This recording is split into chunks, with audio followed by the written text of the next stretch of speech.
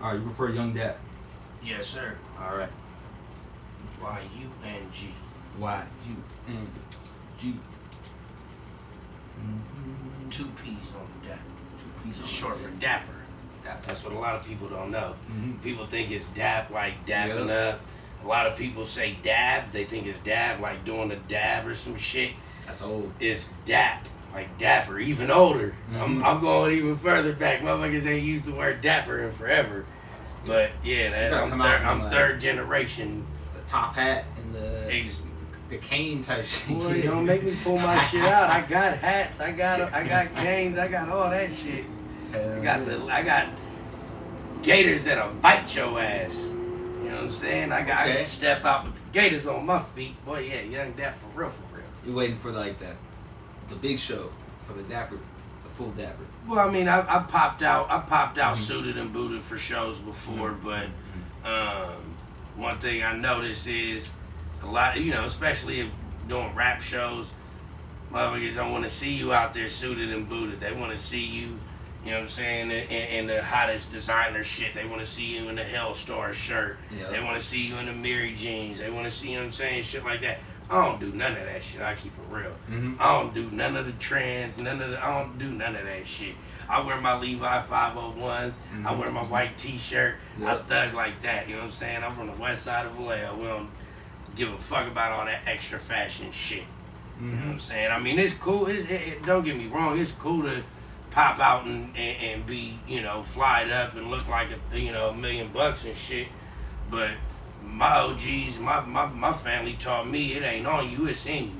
You know what I'm saying? So you can have $1,000 worth of fucking clothes on and still be a square, lame ass motherfucker. Oh yeah. And you could also pop out with $30 worth of clothes on and be the realest one in the room. It ain't got nothing to do with your clothes, man. You know what I'm saying? That like they say that the clothes don't make the man make the clothes, right? So that's how I live by.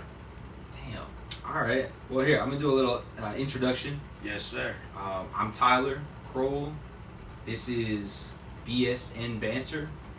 It's the second biggest and second best live podcast in the whole world. We're gonna make it the first biggest and the first best. What's happening? It's Yung Dapp, 2 P's, Dapper. Yung Dapp. That's right. Hell yeah. All right. So, you're an artist. You're a rapper. Yes. Right? Is that how you describe yourself? No. How do you describe yourself? I'm a man. You're a man. Hell yeah. You know what I'm saying? Fact. Like, I mean, yeah. What's my occupation? I make music. I rap. Yeah, that's what I do. But when someone asks what I am, I mean, it goes a lot deeper than rap. I'm a musician. I fuck with music. I love music. I love people. I'm a human being above all. Like, you know what I'm saying? I love music. Music is what, to me, music and life go hand in hand. I wouldn't even be alive without music. Like that's real shit. I mean, it's the heartbeat of life to me. I think a lot of people feel the same way. I mean, honestly. Sure, yeah. If you don't, you missing out on like you probably missed out on a lot of good music if you don't feel like it's special. If you don't feel like life and music is intertwined, you probably listening to the wrong music.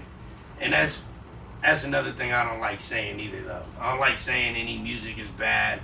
I don't like say even if it's not for me. I don't say this is trash. This is bad music. I say it's not for me. You know what I'm saying? Because exactly. It's just not for me. There was a time in my life where I would, when I was younger, I was, a lot more immature and stupid. Yep. I would say, "Oh, this music is trash. Oh, this artist sucks. They're garbage."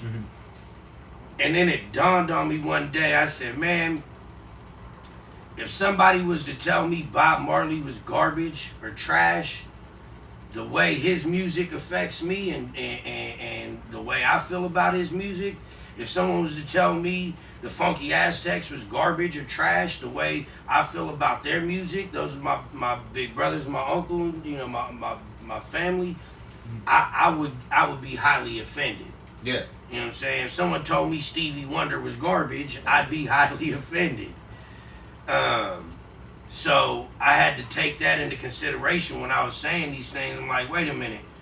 I might be saying artist XYZ is garbage, and the person sitting next to me got through the hardest time in their life by listening to that person's music. And so now I'm telling them, and they may hold my word to some reverence. My word as a musician may mean something to them. Mm-hmm. So if I tell them that they favorite artist or the artist that got them through the hardest time in their life is garbage or trash, what am I saying about them? Yeah. So I had to correct myself on that, and that's something I had to, like, I make sure I don't never say anybody's music is trash, garbage, any artist is weak. Yep. None of that. Mm-hmm. It's like, if it ain't for me, it ain't for me. I don't need to down them. Absolutely. You know what I'm saying? Like, that's to me, that's some whack ass shit. If you gotta down another artist, especially if you are an artist, if you're an artist out here trying to do your thing and you down another artist, get out of the way. Get out of the way. Yeah. You know what I'm saying? Not everybody is gonna have the same level of technical ability when it comes to rapping. Not everybody is gonna be able to sing like Luther Vandross. It don't mean that they don't deserve to have their words heard. Absolutely. Let's say someone is struggling to find the right music, like this shit isn't hidden anymore. Where would you point them? Like, you talked about Stevie Wonder, Bob Marley, Funky Aztecs, right? So if you're someone's going through some shit and they're like, man, it's not really hidden like it used to. Yeah, if you're going through a rough time and you want to find some good music, I mean, there's a lot of curators, there's a lot of people out there that can guide you in the right direction. But you personally, me personally, I mean, like, I've got so much music knowledge, right. And I do, like, I anytime, every Friday, because it used to be Tuesdays back in the day, but every Friday when an album would drop, I'm listening to every album that comes out. I'm not listening to the songs that's on the radio. I'm listening to every song on the album. Well, you can't because you're gonna no. I don't even mean on the album, but how you choose which albums? Because there's a million albums dropping every day. You don't have enough time in the day. So that's. But I like listening to albums too. Like, I keep it like idea. There are certain artists I keep an eye out for. But then sometimes it's just a name. If I don't know the name, but if the name stands out to me, if the cover stands out to me, if a title of a song stands out to me, I look at credits. I read all the credits. So if a producer or a certain writer or they recorded in a certain studio, if this person mixed it, I go out of my way to listen to it. What are some of those names that stand out? Like so you said, producers, definitely, mixers, if like back in the day, if Brian Big Bass Gardner mixed and engineered your shit, I'm listening to it. You know what I'm saying? If Mixed by Ali did your shit, I'm listening to it. You know what I'm saying? If Mixed by Ali. Yeah, that's TDE. He's the one that does all Kendrick shit. You know what I'm saying? If you go to Carter Boy, I'm gonna listen to you. You know what I'm saying? If DTB did your beat, I'm gonna listen to you. If Bazillion did your beat, I'm gonna listen to you. You know what I'm saying? If you got one of my partners, anybody I know personally working on your shit, I'm gonna listen to you. You know what I'm saying? If you if you got Happy P, that's a name. P. That's a name the world should know. I'm a lot of the industry knows it. Sure. I've never Every major artist in the game, anybody who calls himself an artist in the game knows Happy P. Happy P. But if you want some good music, you want to go find some real good underground rap, mainstream rap, underground R&B, mainstream R&B, pop music. If you're looking for a top tier producer, artist out there, if you got a bag, if you got somebody with a bag behind you, you better go get Happy P. It's gonna cost you, and I don't know if you don't have time for most of y'all, but I'm telling you right now, Happy P, top tier producer. How'd you first hear about Happy P? Happy P, I first heard about Happy P through the concentration camp. Concentration camp is CeeLo, Max Minnelli, Young Bleed, Lee Time, fucking Rashid, Lil Boosie came in, Boosie Badass came in after, but when I was a kid, I had a cousin down in LA, or still down there in LA, Gardena, and he had a partner who worked for Priority Records, if I'm not mistaken. He worked for Priority Records, and he used to get him all the out anything that came out, he'd get his hands on. And so my big cousin Chili, shout out Big Cousin, he would always hit me up, put me up on all the shit whenever I go down there, or he would come up to Vallejo. He would put me up on all the shit. And one of his favorite groups back then, one of his favorites was the concentration camp. Yep. So he put me up on the camp, and Max Manelli and C-Loke, and Keep It Ryan. Like to this day, that's thug motivation music to me. Like when I want to hear some real shit, I throw on some Max Manelli. Max Manelli. You know what I'm saying? Like you want to hear something. Like if you was thugging and you was really going through some shit, Max Manelli gonna get you through your shit. And Happy P produced most all of Max Manelli's big hits, not all of them, but CeeLo, Russell Lee, all, you know what I'm saying? Shout out to the whole camp too. But yeah, man, the concentration camp, like that was the most thugginest, like that was the shit that spoke to me. Yeah. They from Baton Rouge. So yeah, I first heard of Happy P through them. He was the guy, he produced the whole world to know how you do that there. How you do that. Which is a Young Bleed song. Master P ended up putting it on I'm About It soundtrack. Big, huge song. Problem redid it. He just performed it at the Pop Out with Kenny really? Friends Pop Out, yeah. Okay. So, how you do that there, that was a Happy P beat. If I'm not mistaken, the original song was called Act a Fool, something like that. And me and my big cousin Chill, that was one of our cuts. We love that shit. And so when Master P put it on the About It soundtrack and flipped it, put a verse on it, and he had Beats by the Pound, added a couple sounds to it or something, it's like, took everything to the next level. So that was my intro. That's how I first heard Happy P. But then as years go by, my big brother Merciless from the Funky Aztec, he ended up going down to Houston, linking up with him and Baby Bash, my big homie Bash. They ended up going down to Houston, linking up with Max Manelli, and Happy P was a part of a group called the Lone Star Riders. And Lone Star Riders. It was a Texas thing. And but it was dope because Happy P, he's from Houston. He put it together, the Lone Star Riders, but he had cats from California, cats from Baton Rouge, which is Louisiana. He had cats from all over that was a part of it. So it was a big look. Like the group should have did a lot bigger than what it did. But yeah, so fast forward, like I said, Merce ended up linking up with Happy P. Happy P produced a whole bunch of shit for Merciless. Ended up producing a bunch of shit, like I said, did a bunch of Max Manelli shit. We just got locked in like that, and me and my little brother King Hitter, we got lucky and got blessed with a Happy P track. Oh, really? And yeah, so we ended up, How'd you end up meeting him? It sounds like I met him through Merce, but we ended up getting the beat actually through my other brother Big Rick. Shout out Big Rick. Hell yeah. All right. Damn. All right. Let's go back a little bit more towards you. Let's see. You say you started rapping in grade school when I met you. I started rap so when I was a kid, I would go to school, I'd get home, have to go straight to sleep most days. Not every day, but there'd be a lot of days where I'd go home, have to go straight to sleep from school because studio would be at midnight out in Richmond or Oakland or some shit. And even though I was a little kid, my pops, he had all girls and I was the only boy. So every once in a while, he'd let me ride with him to the studio. So I'd be in the studio, or my dad worked with the Funky Aztecs. His little brother is Sapo Loco from the Funky Aztecs. It's my uncle.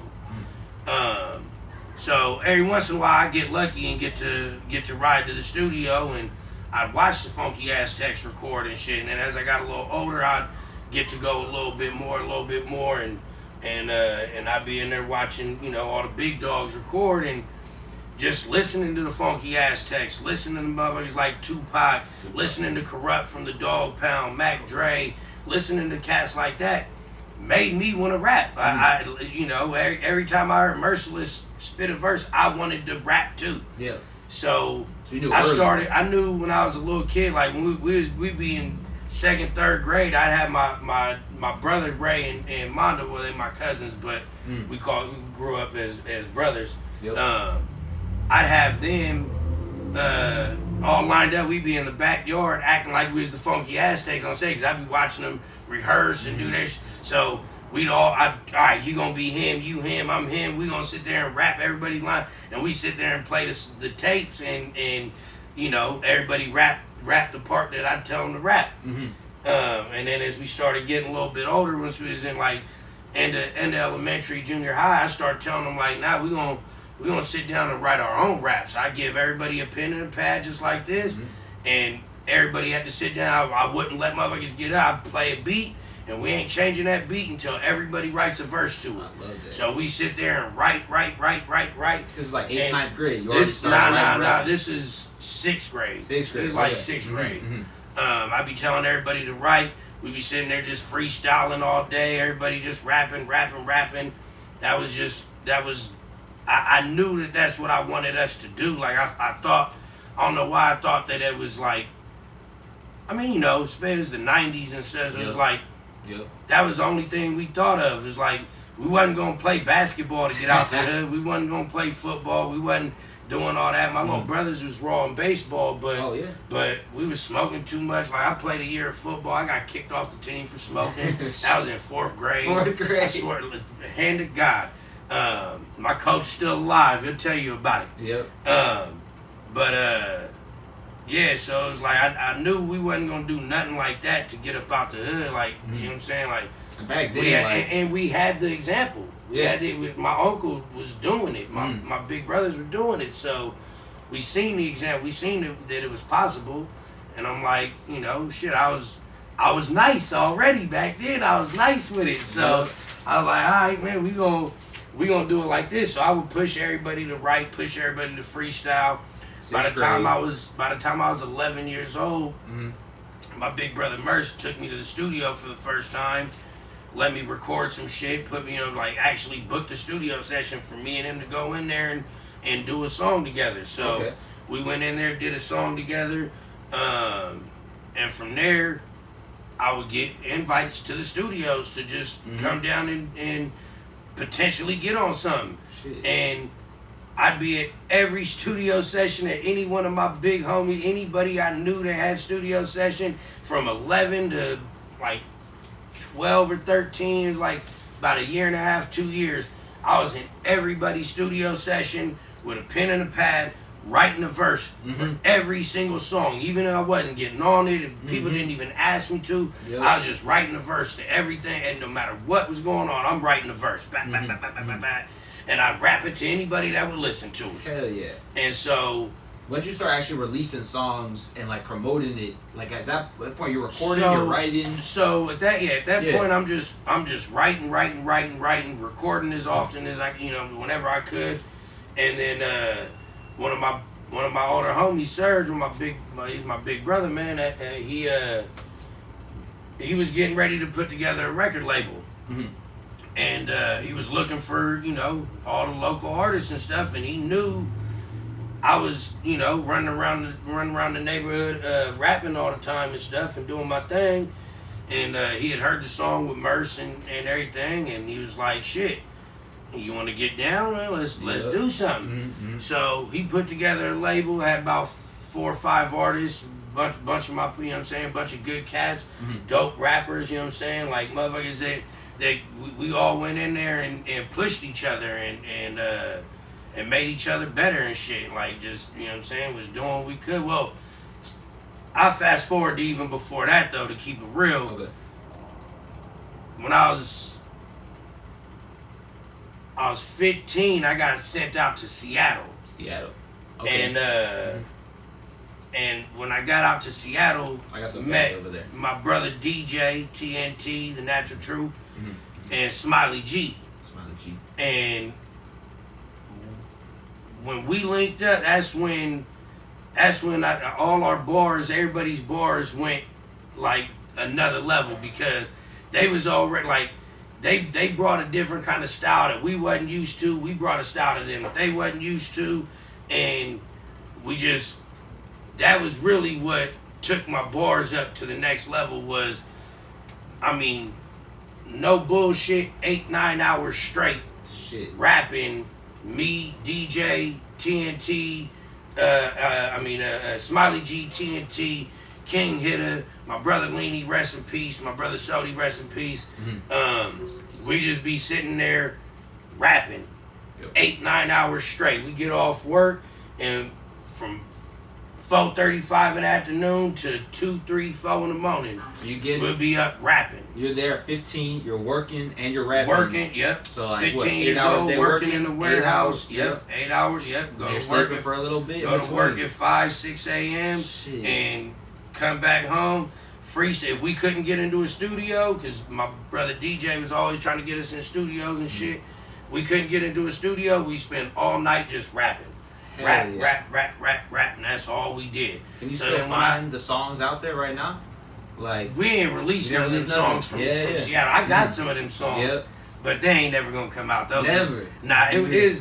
We was going to. I'm saying, like, you know, with all due respect to the spots we was going to, the studios was poor quality, shitty quality studios. So it wasn't like we wasn't going in there getting good quality shit. Yep. It was just more.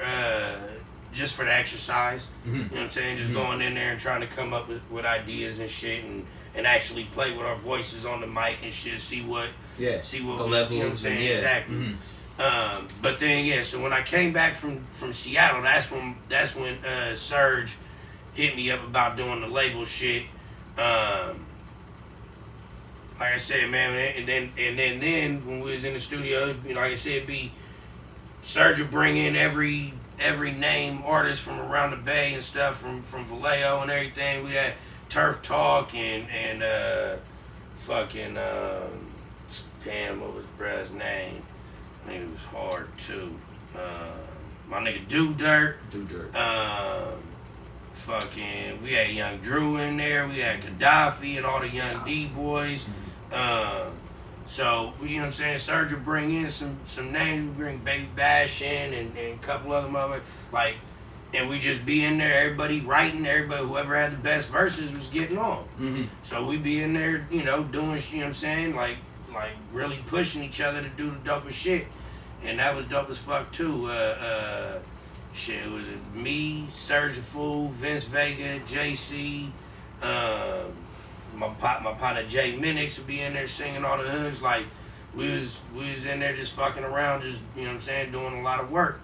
And then you know, as shit evolved, it turned into Surge wanting to put a solo album out on me. So we ended up working on. We recorded the solo album like 3 different times. I was like a super perfectionist about it. I wanted everything to be right and perfect. This time and you're shit. like 16, 17. This time about I'm like 16, 17. We were recording that album. It came out. I think I just turned 18 when we dropped the album. Or so if people want to find that album, how would they find it? It's on. No, it ain't on Spotify yet, but it's on Apple Music. It's on it's all over YouTube. It's called the Da Vinci Code. Young Dapp, the Da Vinci Code.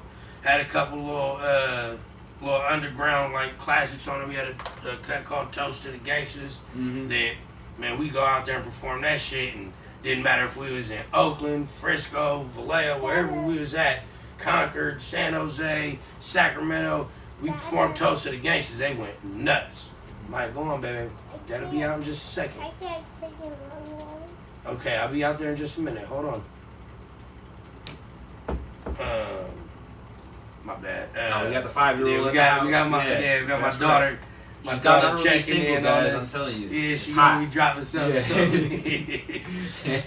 My bad, shit. But where the fuck was we at? All right, you're 16, 17. Yeah, you just dropped the Da Vinci 17. Code. We're working on the Da Vinci Code. End up having, you know, Messy Marv on it. Had Turf Talk. Had a bunch of good features. Supposed to have Jack, rest in peace, on it. That didn't.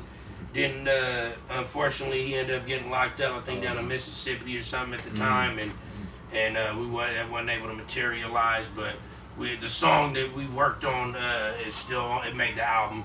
But yeah, so we did the Da Vinci Code, dropped that. I was just turned 18, and we started touring with it, doing hella shows with it, and shit. Matter of fact, during the process, here's one for you. During the process of working on the Da Vinci Code, during those, you know, like I said, I recorded it 3 different times. 3 times, okay. During that process, I had a little cousin who was he was hitting me up quite a bit, and he was trying to get in there too. He was trying to start rapping and do his thing. And so you're 16. You're already putting people I'm on. 16. I was 16, and my little cousin hit me talking about, man, he was like, man, I'm trying to get in the studio. Da da da. So I sent him 3 beats and told him to write. I gave him a CD with 3 beats on it. Told him to write a verse for each of them beats, and we'll build a song around it. Mm-hmm. So he goes home with the CD, calls me the next day, like 24 hours later. Real shit, 24 hours later, tells me, "Kel, I'm ready to get in the studio." All right, for sure. Take him to the studio. He ain't got 3 verses. He got 3 whole songs. He got 3 verses for each of the beats and a hook. He got 3 whole songs ready to go. Yep. Mm-hmm. I'm like, what? He go in there, put him in the booth, he starts doing it, and he's going stupid, going retarded. I mean, like, I didn't even want to rap on them songs after. I was like, it ain't even, ain't nothing I need to do. Mm-hmm. He did his shit all the way through. It wasn't one verse I needed to change or take anything. I'm like, this boy, he wrote 3 whole songs, killed it. People today know him as Neff the Pharaoh. Neff the Pharaoh. And damn, he's you know what I'm saying? That's my little cousin. And I knew right then, I was like, man, he's gonna be a fucking star. Mm-hmm. And from there, cultivated. He was deadly serious about being that motherfucker. Yeah. And he's that motherfucker. I mean, he's, to this day, I go to the studio with him, I watch him do his shit, and I'm like, man, I'm nice. Yeah. Like he know, everybody know I'm nice with this shit. I murder tracks. Yep. But I go in, I watch my little cousin do his thing, and I couldn't be more proud. Like, he's still to this day hungry as he ever been, still killing shit. Like, you know what I'm saying? So like you know what I'm saying? That's that at that during that time of the Da Vinci Code, we put Lil Cuz on it, and Lil Cuz ran with it. I mean, just took off with it. I still got a song. Me and him got a song from back then too. We ain't dropped. We've been talking about maybe trying to put that shit out. But we got a song from back then that we still got. But yeah, so during that we end up doing that shit. Dropped the Da Vinci Code, tour on that shit. Start getting a little buzz. Ran into a little snag with a promoter. I ain't gonna mention his name or talk about anything, but had a little snag with a promoter where he ended up putting some dirt on my name and trying to fuck up my name. You thought you could trust him? Nah, it wasn't even a situation of trust. It was just business. Yep. It was just some business shit, and so you went in knowing that you didn't want to get him too close, but it's still Nah. I mean, legit. Like, he was just a promoter, dude. We wasn't getting close. None of that shit. It was just the situation where he had shows lined up. I was getting booked for his shows, and at a certain point, it came to where you have to start paying me for these shows, and he started acting funny style once it came to the point where it was he was making money and you weren't. He was making money on the shows, and then once, you know what I'm saying, once it came time to where it's like, bro, I'm the reason they showing up. Like, you don't have to start paying me. Things got a little funny. He got a little yippy at the mouth. Sure. Whatever. Ain't, like I said, I ain't even going. It ain't even that big of a deal because we way past that shit and ain't really tripping off that. But so that shit happened.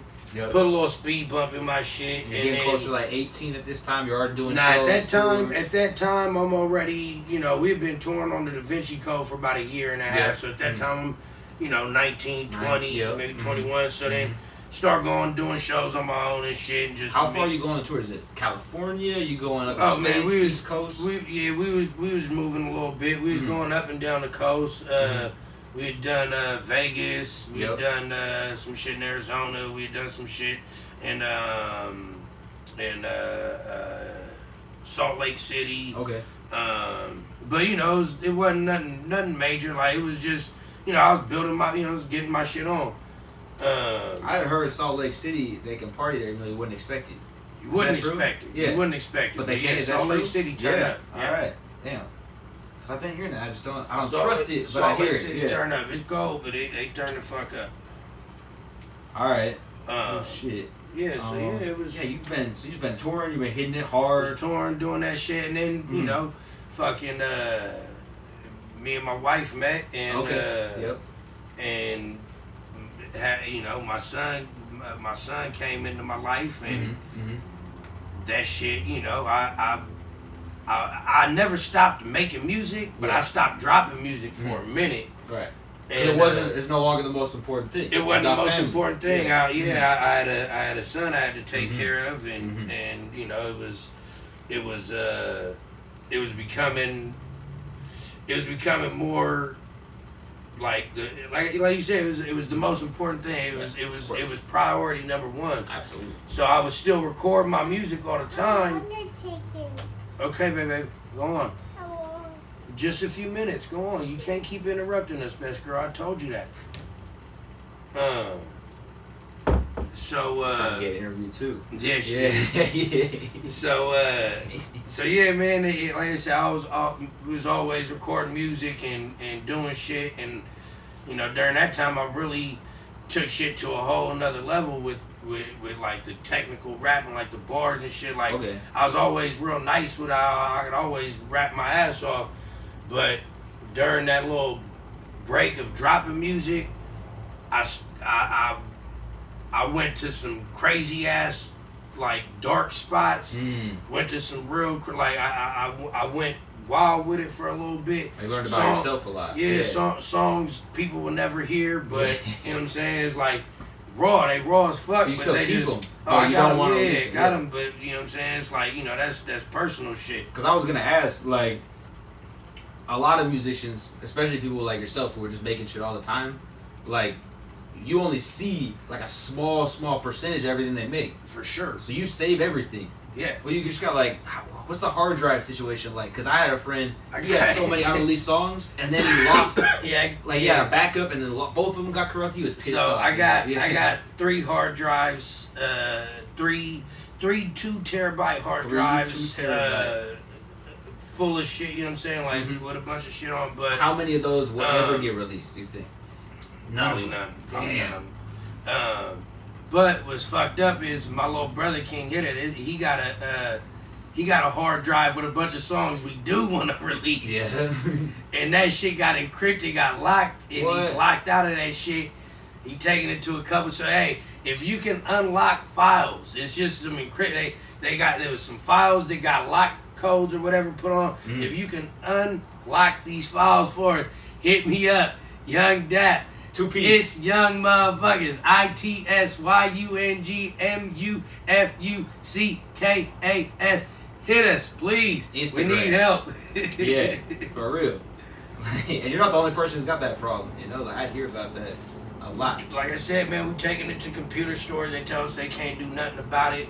You need like a hacker. Like, we need a hacker. Yeah, that's why you're trying to like computer science. Yes. Like, I do it myself. Exactly. Oh shit. All right, so maybe I want to ask you about the beats. Like, how do you do beats? You mostly work with producers. You make your own beats. What's your attitude on beats? I've made 100 beats. I've never rapped on one of them. Oh, okay. You still like trying? You're like, maybe the next one. I mean, it ain't even like I've given them to other artists. Other artists have rapped on them. I just, for some reason, it ain't. I'm not a producer. Right. That's not really my get down. I'm a rapper. I can tell from what you were saying earlier. You got a lot of respect for producers. Exactly. Yeah. So, for me, it's usually like I've spent so many hours listening through beats in my life that it's a thing that I absolutely hate now. What? I hate sitting down and having to listen through beats. So how do you find them then? If you don't? Usually, I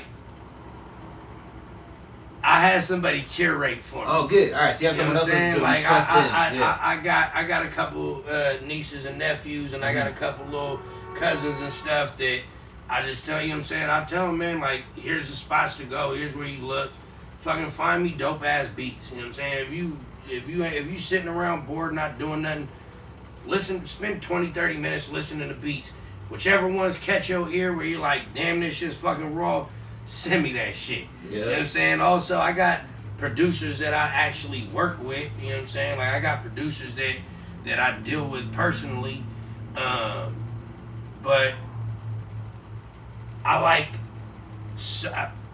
my shit. If you listen to, like, even just the shit me and my little brother dropped in the past, year and a half, not one of them songs sound the same. None of the beats sound the same. You can't listen to any two songs and be like, man, that's this, that's it. Mm-hmm. Like, I don't like rapping over the same beat over and over and over. Yeah. I want my shit sounding different every time. Mm-hmm. That's why I love and respect and appreciate producers that can make different sounding shit. Motherfuckers like Hit Boy. Mm-hmm. Hit Boy's a fucking genius. You know what I'm saying? People like Carter, like I said, Carter Boy, mm-hmm. genius. Bazillion, genius. DTB, all these, like, mm-hmm. they Juice, my boy, shout out my boy Juice, man, from Fairfield. Fuck, man. It's beats it's a hard thing. It's like I said, I hate listening through beats, mm-hmm. but when I hear something that hits me, it's like that. Yeah. You know what I'm saying? Like, I don't even need to waste no time. Like, I know within 10 seconds of hearing the beat, within 5 seconds of hearing the beat, I know whether I'm gonna do something to it or not. Mm-hmm. How much time you spend like listening to music versus like creating and like beats and all the stuff related to your career as a musician versus because you love music? That's a great fucking question, because it's something I find myself like tripping out on. You know what I'm saying? Just in my own head, like I spend a lot of time listening to music. Mm-hmm.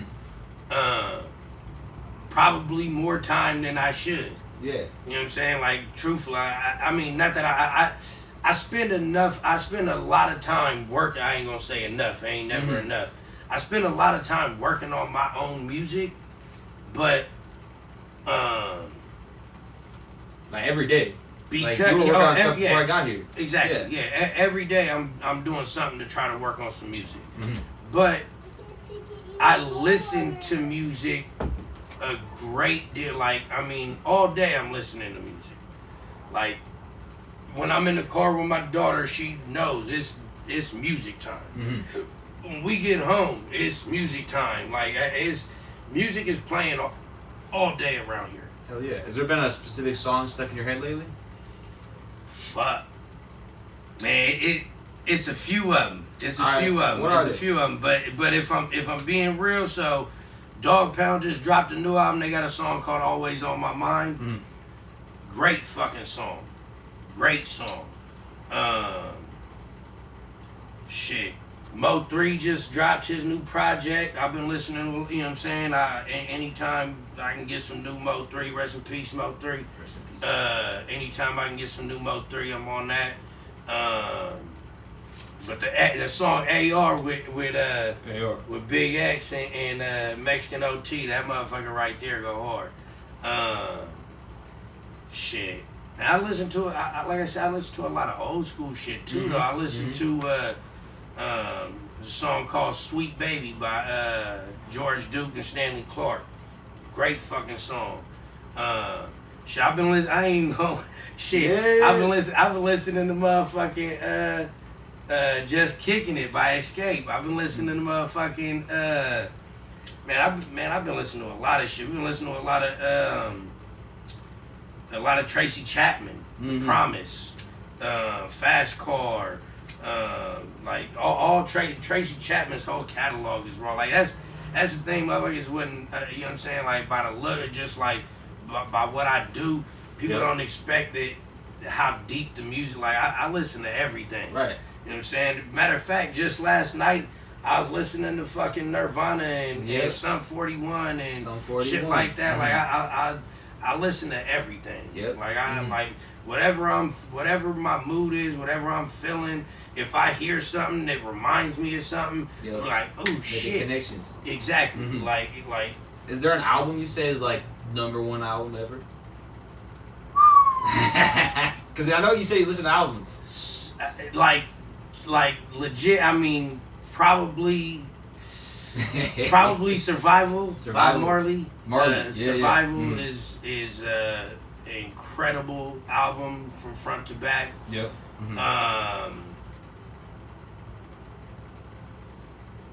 Man, that's tough because you got songs in the Key of Life by Stevie. You got you want to go a little more modern. You got Good Kid, Mad City, and a Pimp a Butterfly. I mean, like great albums. West Side Connection, Bow Down. Great album all the way through. I'm sorry to everybody they dissed on there, cause I fuck with all of y'all too. But West Side Connection, man. Stupid Doodoo Dumb. Mac Dre. Stupid Doodoo Dumb. Great album all the way front to back. I mean, like, that's rough because I can keep it. Albums, there's a lot of great albums. There have been a lot of bad albums. Oh, yeah. I don't as like far the new as trend. Not just one hit. That's what I'm saying. Like, there's been a lot. And when I say bad, I don't mean bad bad music. I mean bad in the way they've been rolled out.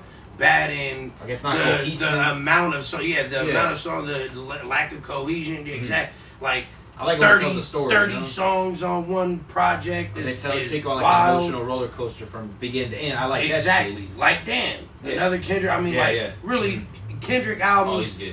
Mr. Morale, the Big Shot, all his albums. Like, what do you think about that one where he just argued with his girlfriend for 10 minutes? I think it's genius. Yeah, it is. It's a genius song. My wife hates it, but it's a genius song, like real shit. And I sampled a little piece of it for a song me and my boy Frank Niebauer just did. Keep an eye out for the homie Frank too. Yep. But yeah, I sampled a little tiny piece of that. But yeah, man, like albums are like when they're done right, they're movies. You know what I'm saying? They're like when it's a project that you can't skip a song or you can't just push play on song number 7 because song number 6 you got to hear song 6 to be able to understand song number 7. But if you don't listen to 3 and 4 and 5, you ain't gonna understand 6. It's like those are great projects. Absolutely. So yeah, and that's like I said. I mean, but really, number one album of all time. I mean, and hold on. No, let me say this because I've seen it a lot on lists of his albums.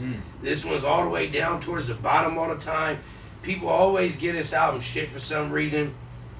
Can we stop the hate on the Carter 5? Oh, yeah. Carter 5 is his most complete project he's done. Front to back, it's a great project. Can we please stop the slander on the Carter 5? I love Carter 2. Carter 2 is my shit. Yeah. I love the motherfucking Carter 3.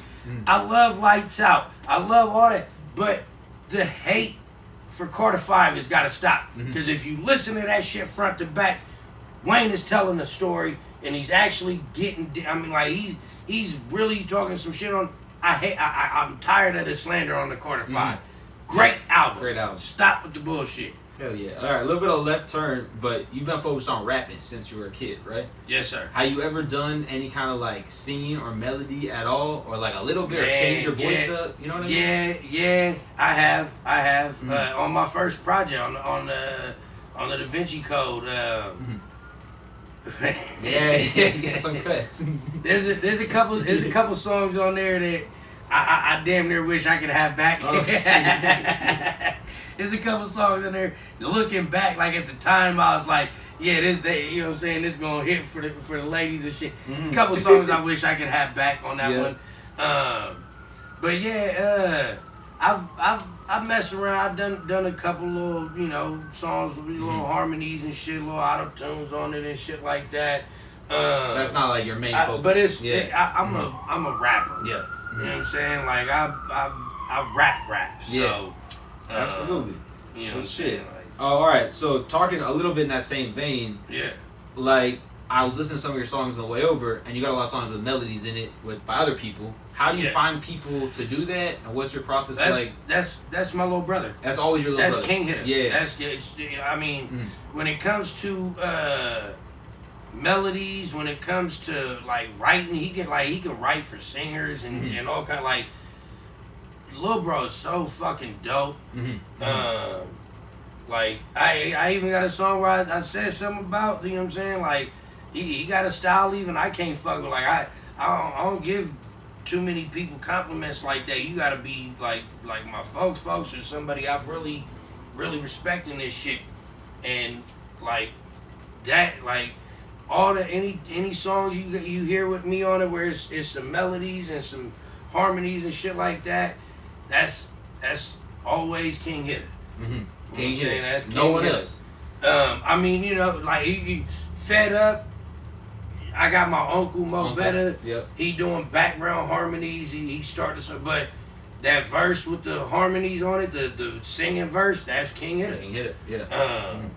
Like truthfully, like the way we like that's what's so dope about us too. Like we can make music like it's nothing. Like because we've been doing this shit for so long. He's one of them ones that I would have.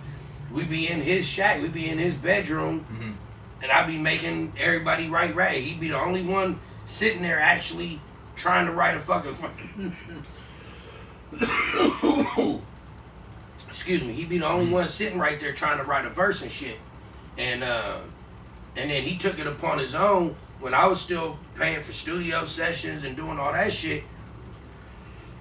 He took it on his own to go and get a in-home studio, get a studio at his house. That way you got your own time. Maybe it sounds not perfect, but you know. Man, it's at the start. Hey, when we first started, man, we was recording. It didn't matter. We was recording into headphones. Yeah. We was recording into the microphone on the monitor of the computer. Yeah. Whatever we had to do, but he would sit there and he'd make the beats. Record, you know what I'm saying, do the whole shit, and like he, you know what I'm saying, like he started like his studio, like we got our label, our record label's called War Entertainment. That's because his studio and his little in-home studio, he's called War Studios. War Studios. And so when we was doing the label, it only seemed right to make it War Entertainment.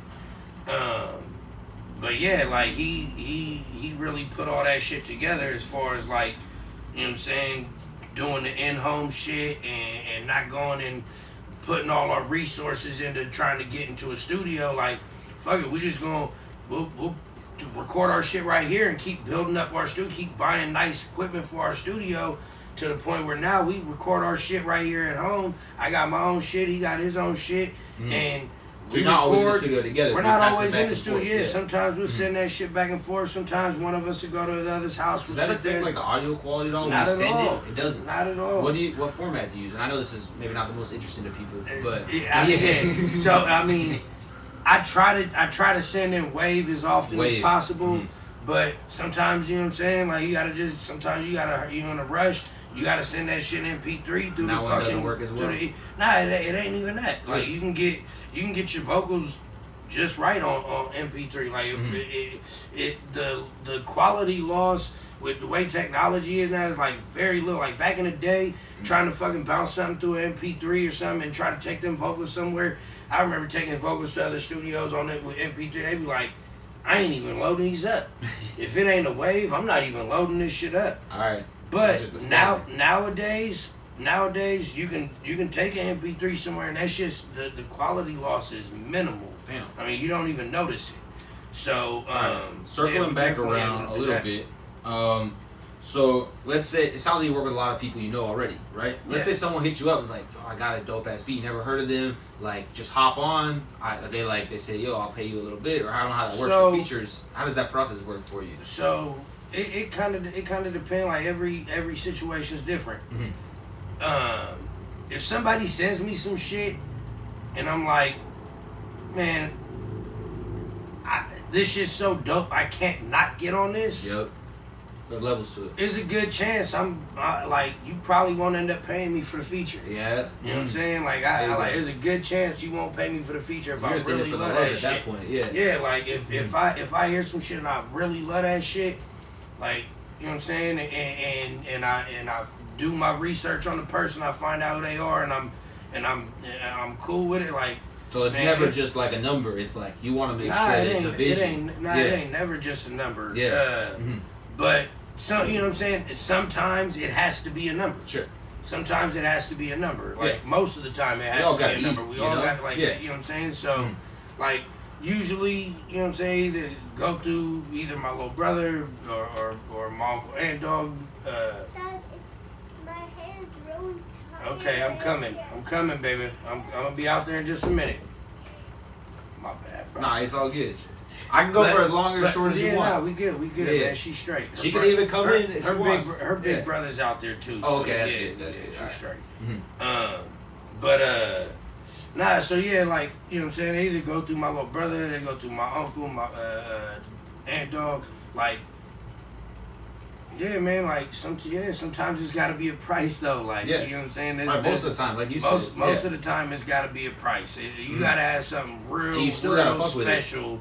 Like, and I still gotta feel like if I don't like the song, doesn't matter. If I don't like the beat, I can't. Like the person, you know what I'm saying? I can't do it. Yeah, like you know what I'm saying. Like people know there's certain people I can't work with. Yep. You know what I'm saying? Like not because I chose a side, it's because I won't choose a side. Yep. You know what I'm saying? Like there's certain people I won't work with because I don't do all the side choose. I don't do all the you know what I'm saying? Like I don't do all that shit. Yeah, don't so it's like there's certain motherfuckers I just won't work with.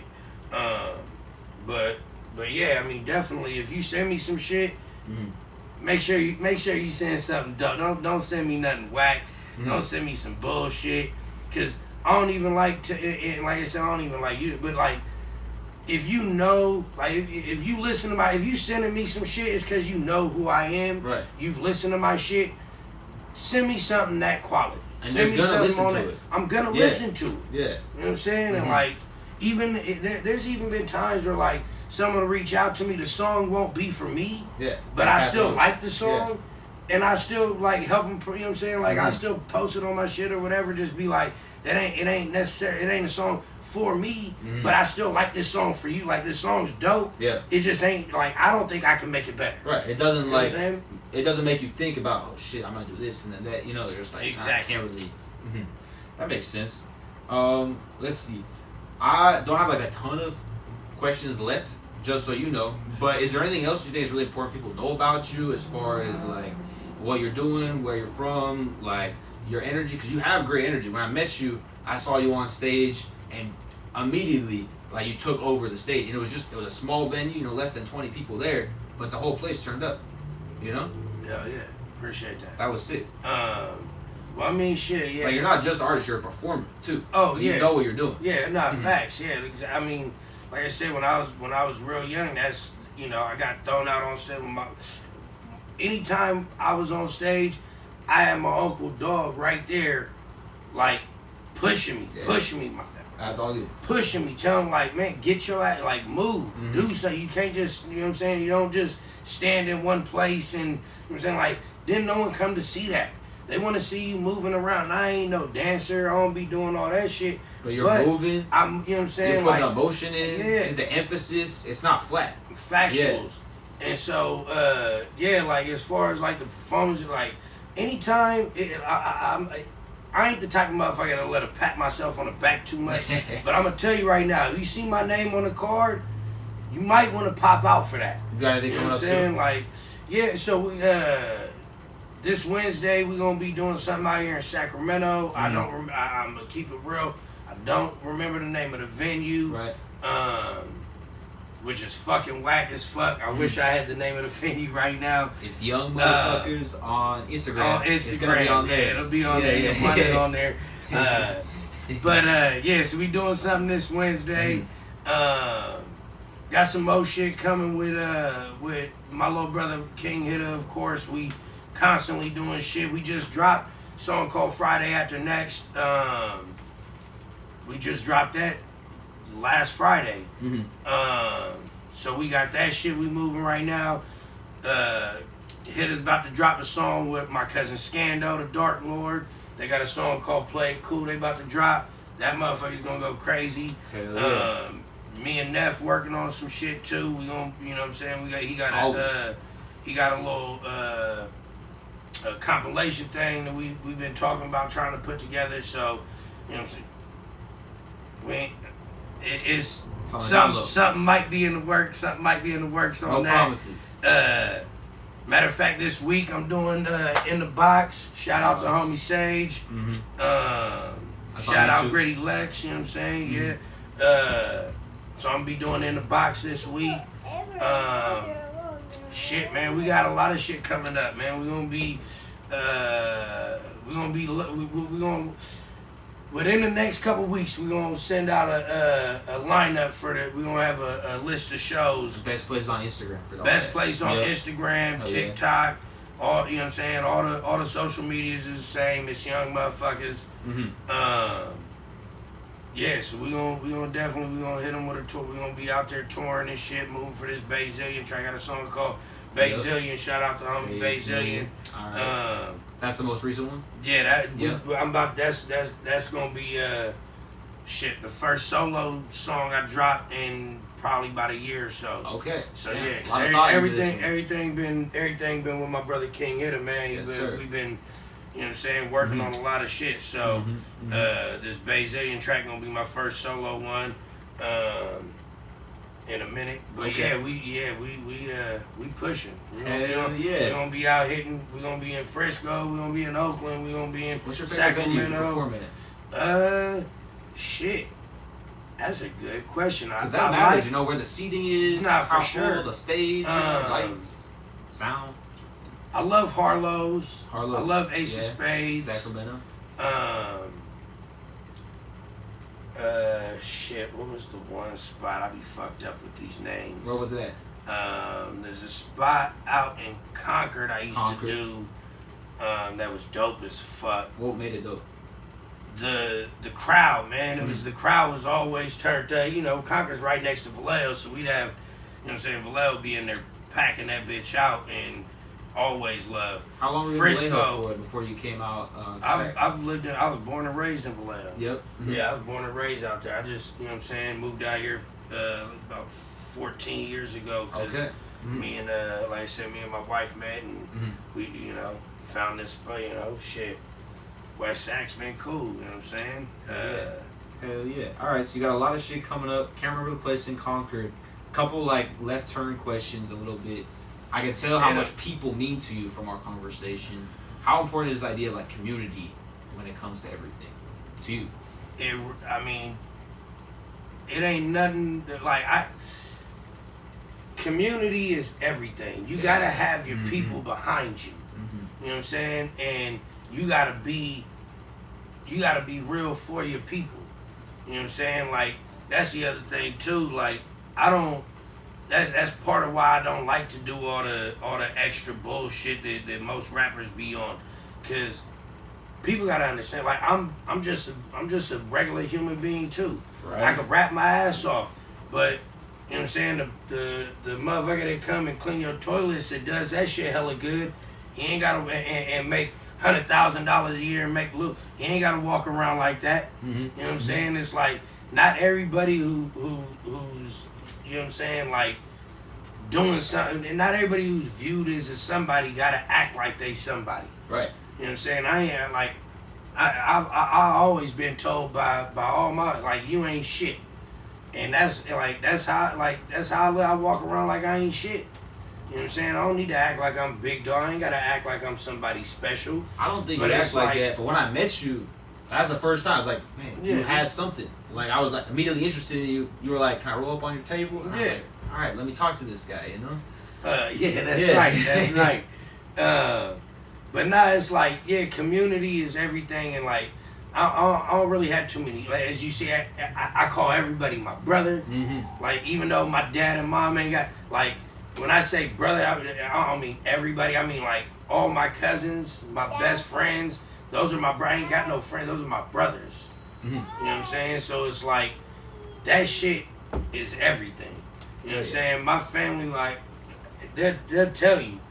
That's my number one thing in life. I done walked out on hella opportunities for this music shit to go and be with my family. Yep. You know what I'm saying? Like if it's a birthday, one of the kids' birthdays, if it's a holiday coming up where I know everybody's gonna be together, I turn down the show to go fucking be with my family. Hell yeah. You know what I'm saying? I'll let them know, like, man, hey, we doing some family shit that day. Family first. And I'll even tell the promoter, like, hey, man, you want to pull up and come fuck with us, come fuck with us. Because that's how we fuck with it, too. Like, when you come around my family, like, anybody who's ever come to one of my family events will tell you, I ain't never feel like, it's some gangster motherfuckers, and I ain't never felt threatened. I ain't never felt like my life was in jeopardy. Is it like barbecues or what's the vibe? Everything. Yeah. It's everything. We barbecuing, we smoking, we drinking, we making music, we just chilling. It don't matter like what, 50 people, 100 people. It could be 20 people, it could be 100 people. Yeah.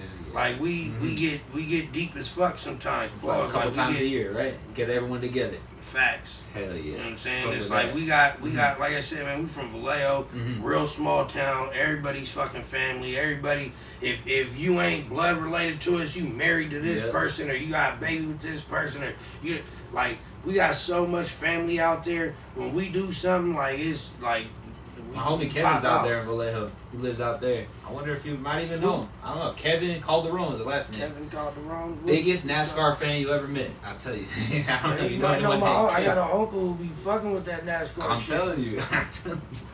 Oh, shit. All right. I got like one final thing that I always ask people. And I don't know if you're down, but we could have your daughter come in and be like, peace out. I don't know. Could be funny.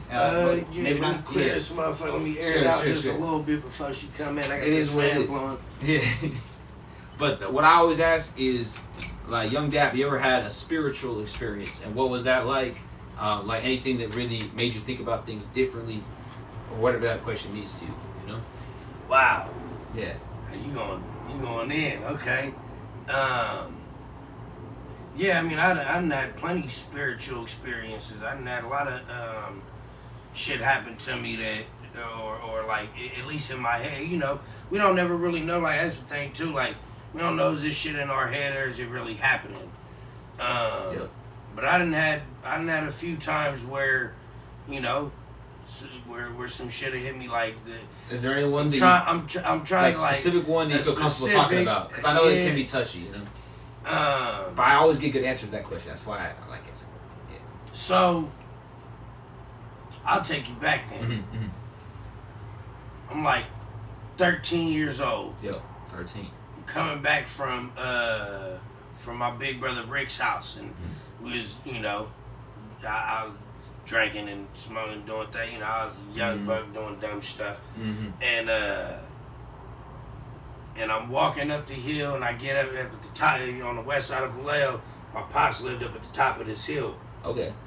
And I'm walking up the hill, and right on the back side of his house is this park, Circle Park. We used to, you know what I'm saying? That was one of our little kicking spots. And it's trees all around, big, tall ass old trees all around that shit. And it's like 3:30, 4 in the morning, some shit like that. Yeah, late. And I'm walking up past this park, and all of a sudden, my feet stop. And I couldn't move. I'm trying to walk. I'm strolling off, but my feet stopped. I looked up, and it's a motherfucking, I don't even know what, I ain't gonna say it was a demon or some shit like that, but it was some kind of something up in the motherfucking tree. Talking to me. Talking to you. Telling me some shit. Damn. And I ain't gonna go into all of what he was talking about because it's some, you know, some of that family shit. But it felt he was telling me about my life. He was telling me about some shit that, and you know, again, did that shit really happen? I don't know. I might have been fucking high as shit. I might have been drunk and just tripping. But I know my feet was stuck there, and I was stuck listening to this motherfucker. And all of a sudden, his eyes lit up. His motherfucking hair lit on fire. This motherfucker started talking hella. His voice changed, got all crazy on me and shit, and started telling me how he was gonna get me. Shit. And I'm like, oh shit. And all of a sudden, I'm trying to move. All of a sudden, my feet snap out of it, and I start breaking. Ran around the motherfucking park, turned around and looked back. I didn't see him. I'm like, oh, this motherfucker climbed down out the tree, coming to get me. Damn. Ran down the motherfucking hill, bit the corner. I'm like, man, what the fuck? I'm tripping out. But when I get home, all of a sudden, I'm in my room. I'm sitting down. Fuck, man, I light up a little doobie right quick. I'm hitting a piece of a blunt. And this crazy-ass calm comes over me. Yep. And I start hearing a voice in my head. I don't know what the fucking voice was. Dad. But the voice is telling me, you know what I'm saying? Like, don't trip. You gonna be straight. Everything, yep. You know, he can't fuck with you no more. So, yeah, man, I don't know if that qualifies or not. Come here. Come in. Stop crying, baby. Come here. You can be on camera. I camera. don't know if that qualifies as spiritual or not. No, that definitely is. But do you think like your life changed after that? You start thinking differently, moving differently? Man, yeah. I definitely, because of some of the shit he was saying, I definitely, you know what I'm saying, it was that. And then when she was born, she came out in the water sack still, floating like a little baby alien in a water sack, staring up at me. Yeah. I ain't never seen I ain't never heard of that before. Yeah. And the doctors and the nurses, everybody's all tripping out like they ain't know what to do. And one of the nurses comes over and pops the bubble, and all the water splash everywhere, and she's just sitting there staring at me.